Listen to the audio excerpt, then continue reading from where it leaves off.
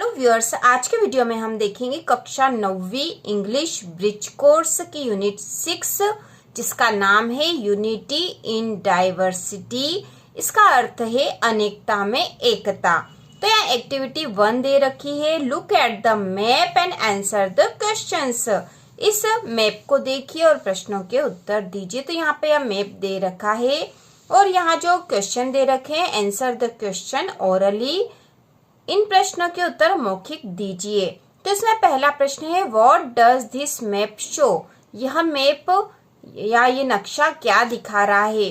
तो हमें इसका उत्तर ओरली मतलब मौखिक रूप से ही देना है। तो ये जो नक्शा यहाँ पर हम जब इस नक्शे को अच्छे से देखेंगे तो यहाँ लिखा है कश्मीरी, पंजाबी, हिंदी, नेपाली, गुजराती, भीली, मराठी, ओडिया, बंगाली, तेलुगु,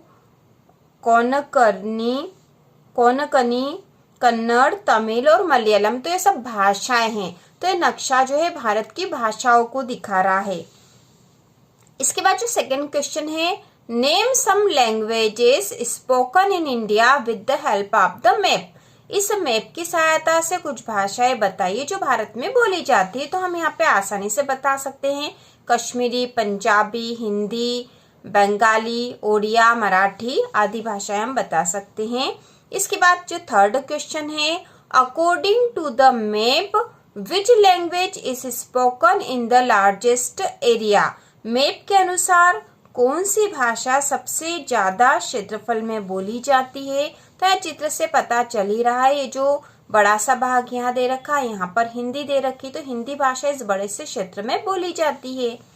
इसके बाद फोर्थ क्वेश्चन है, what language do you speak at home? आप घर पर कौन सी भाषा बोलते हो? तो ये आप अपने अनुसार बता सकते हो आप कौन सी भाषा बोलते हो। इसके बाद ये एक्टिविटी 2 दे रखी, रीड द फॉलोइंग पैसेज। इस पैसेज को पढ़िए।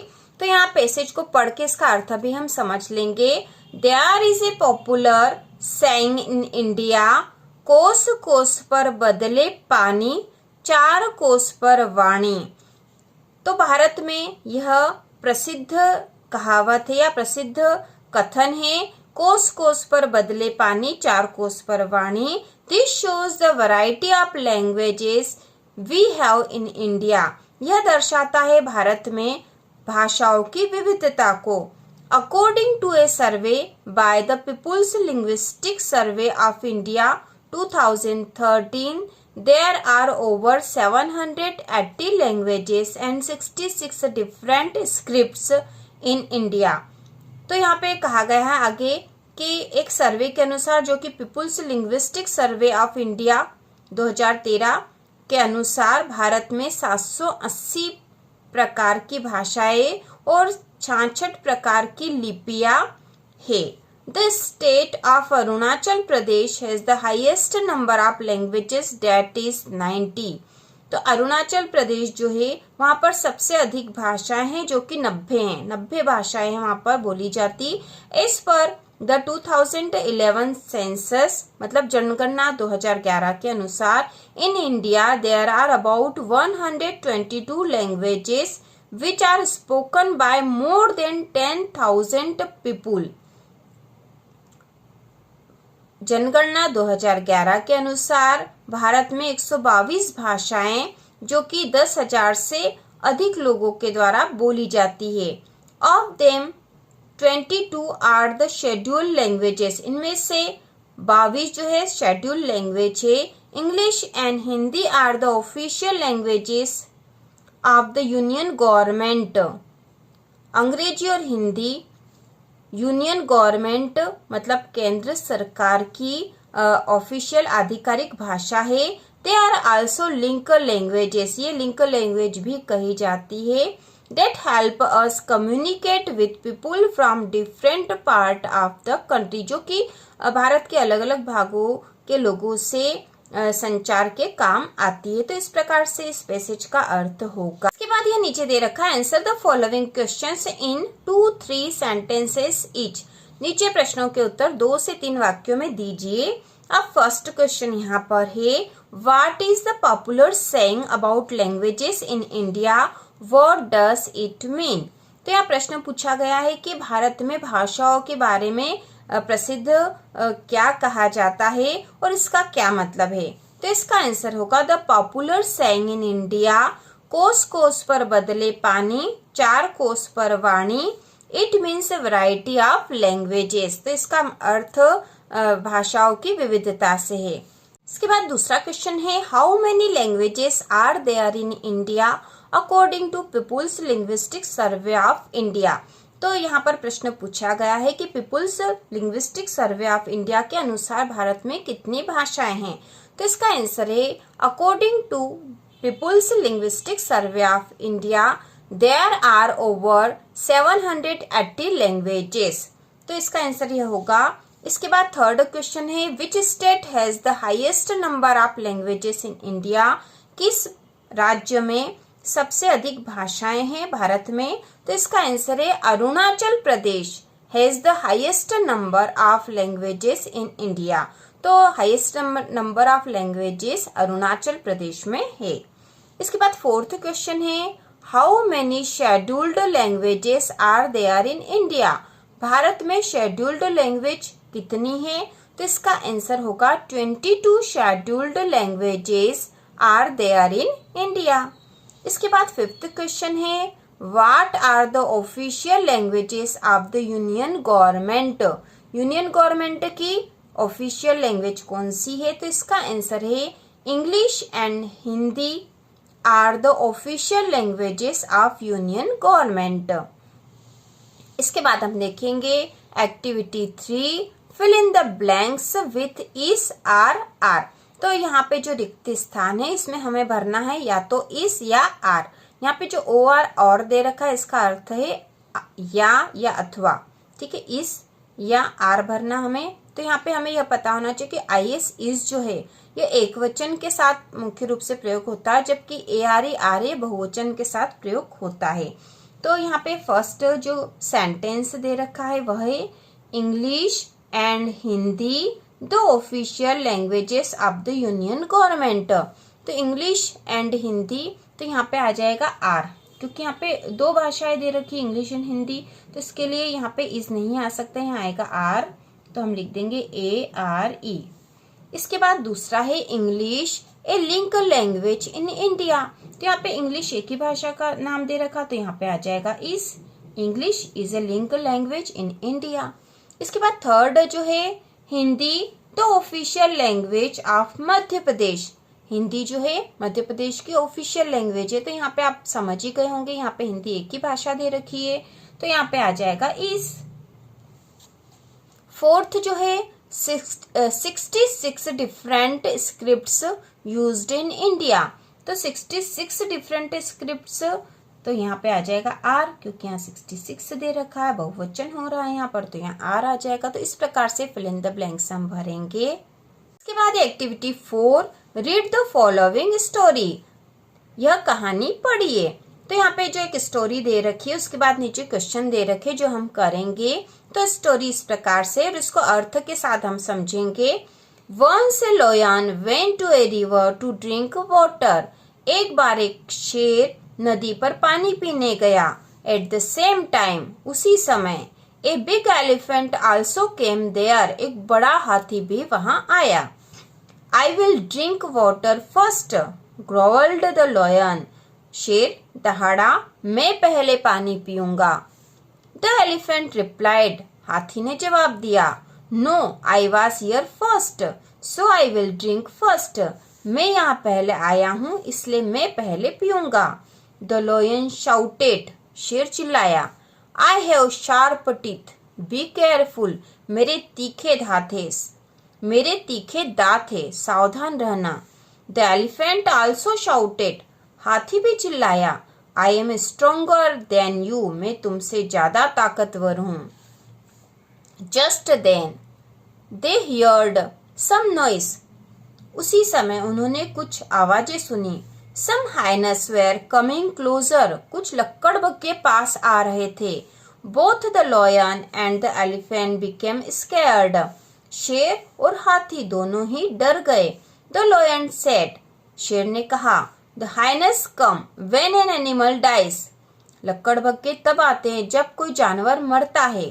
इफ वी फाइट यदि हम लड़े, and I kill you or you kill me, the hyenas will be happy. यदि हम लड़े और मैं तुम्हें मार दूं या तुम मुझे मार दो तो यह लक्कड़बग्गे खुश हो जाएंगे। The elephant agreed, you are right. हाथी भी सहमत हुआ और बोला, तुम सही हो। लेट्स नॉट फाइट, हम नहीं लड़ते हैं। Both the lion and the elephant drank water at the same time and went away. हाथी और शेर ने एक ही समय में वहां पानी पिया और चले गए। तो इस प्रकार से छोटी सी कहानी थी शेर और हाथी की। अब यहाँ पर नीचे दे रखा, answer the following questions in a word each. नीचे के प्रश्नों के उत्तर एक शब्द में दीजिए। तो यहाँ पे एक शब्द में इनके उत्तर हमें लिखना है। तो पहला है, where did the lion go to drink water. शेर पानी पीने कहाँ गया था। तो शेर पानी पीने कहाँ गया था, यह फर्स्ट सेंटेंस में ही था। One a lion went to a river to drink water. River मतलब नदी पर गया था। तो हम इसका आंसर यहीं पे एक शब्द में लिखना है, तो हम यहाँ लिख देंगे रिवर। इसके बाद दूसरा क्वेश्चन है, who else was there to drink water. वहां पर और कौन था पानी पीने के लिए। तो और कौन था हमें पता है, एलिफेंट था। तो हम यहाँ लिख दें एलिफेंट, ELEPHANT, एलिफेंट था वहां पर। और इसके बाद हु हैड शार्प टीथ।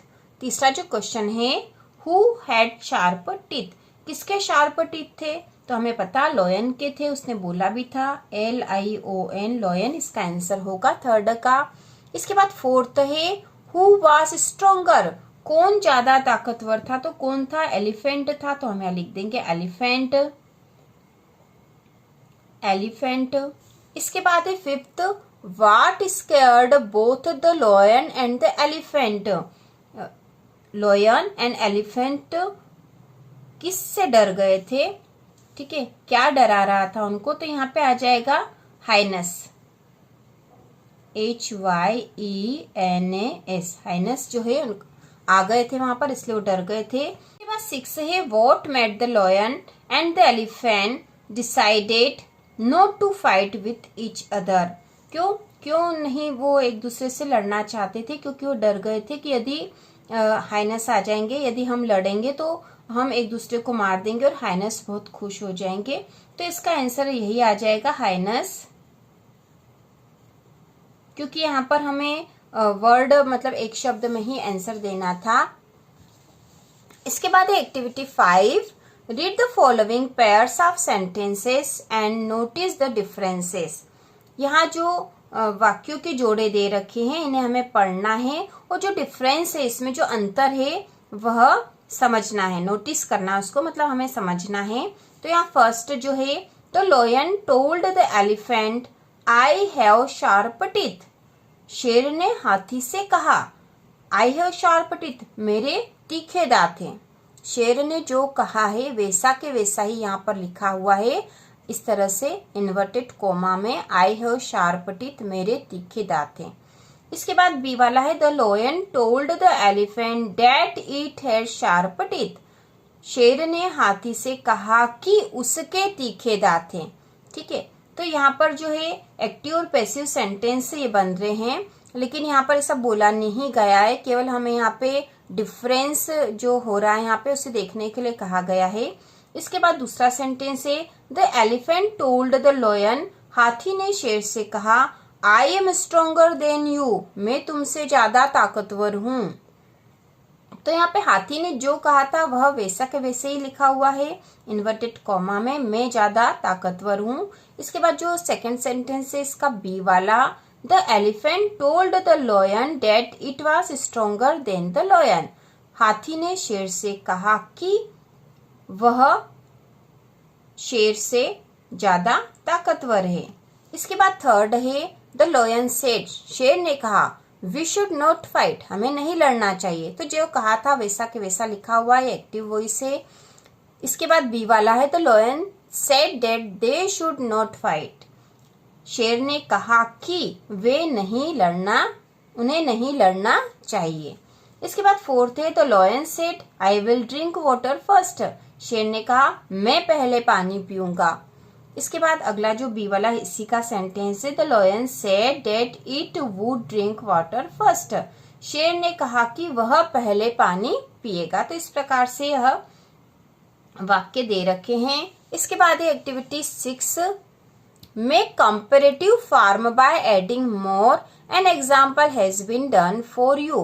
तो यहाँ पे कंपैरेटिव फार्म बनाना है, केवल मोर लगाना हमें। तो एक उदाहरण दे रखा, जिसे यहाँ इम्पोर्टेंट दे रखा है तो उसका हमने कर दिया मोर इम्पोर्टेंट। ठीक है, एग्जाम्पल कर रखा, इम्पोर्टेंट से हो गया मोर इम्पोर्टेंट।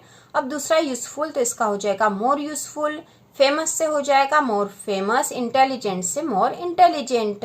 इस प्रकार से हम मोर लगाकर कंपैरेटिव फार्म बना देंगे इन वर्ड्स का, जिसे यहाँ हो जाएगा यूजफुल से मोर यूजफुल, फेमस से मोर फेमस, इंटेलिजेंट से मोर इंटेलिजेंट। इसके बाद यहाँ कहा गया है, now complete the sentences with the newly formed words. जो नए शब्द बने हैं उससे इन वाक्यों की पूर्ति करनी है, रिक्त स्थान की। तो यहाँ फर्स्ट दे रखा है, health is than the wealth. दूसरा है, William Shakespeare is than John Milton. A chimpanzee is than a 2-year-old child. A map is than a dictionary while trekking. तो इसमें हम जो है न्यूली वर्ड जो है वो जोड़ देंगे जो जहां पर उचित है। तो यहाँ पर हो जाएगा, health is more important than the wealth. Second है, William Shakespeare is more famous than John Milton. Third है, a chimpanzee is more intelligent than a 2-year-old child. और फोर्थ सेंटेंस है, a map is more useful than a dictionary while trekking.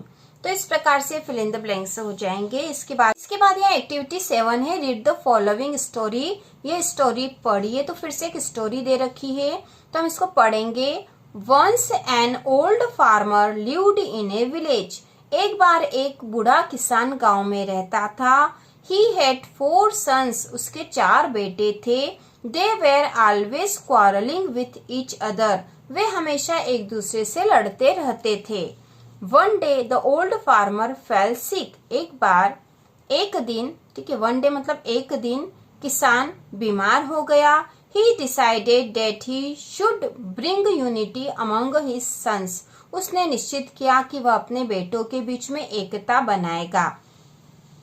He called his sons and asked them to bring a few stick. उसने अपने बेटों को बुलाया और उनसे कुछ लकड़ियां मांगी। They brought the stick. वे लकड़ियां ले आए। The farmers gave 1 stick to each and asked them to break it. किसान ने एक लकड़ी एक बेटे को दी और उसे तोड़ने को कहा। ठीक है, एक एक लकड़ी उसने प्रत्येक बेटे को दी और उसे तोड़ने को कहा। Each of them was able to do it easily. उनमें से हर कोई उसको तोड़ना आसानी से उन्होंने तोड़ दी। Then the farmer asked one of his son to tie them in a bundle. तब किसान ने अपने एक बेटे को उनको एक बंडल के रूप में बांधने को कहा। He then asked them to try and break it. फिर उसने उसे तोड़ने को कहा। Each of the sons tried to break the bundle but they failed.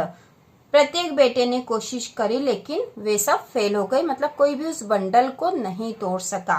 जब एक एक लकड़ी दी थी किसान ने तब तो आसानी से उन्होंने तोड़ दी, लेकिन उन लकड़ियों का जब बंडल बना दिया और उसे तोड़ने को कहा तो वो कोई भी तोड़ नहीं पाया। तो इस प्रकार से एकता की बात कही गई है।